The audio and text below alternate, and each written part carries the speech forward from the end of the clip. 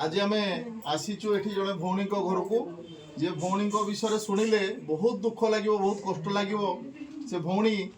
भल पाई विवाह करथिले तांकर एबे दीटा पिला अछंती एवं एई अवस्था रे तांकर पिला मानकू आउ से भौणी को असहाय करके ताको स्वामी छाड़ी दे पड़ैछंती।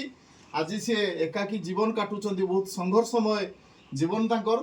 एवं सेइथिरे तांकर गोटे कानर असुविधा देखैया पई से सरकारी हॉस्पिटल को जाइथिले जोटा कि तांकर भूल अस्त्रोपचार फल रे तांकर एबे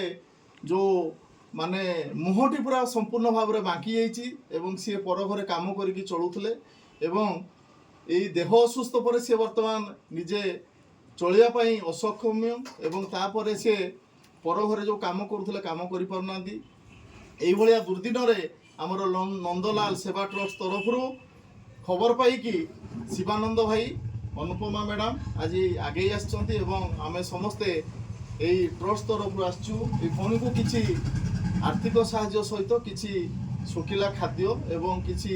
सरंजाम रोषेई सरंजाम आम आज साहाय्य करके जीवो एवं समस्त अनुरोध आसतु ए भौणी को केमती टिके समस्ते साहाय्य सहयोग हाथ बढ़ातु। ता सहित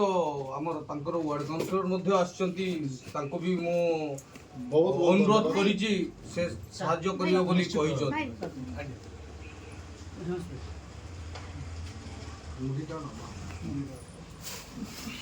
आलू तक रख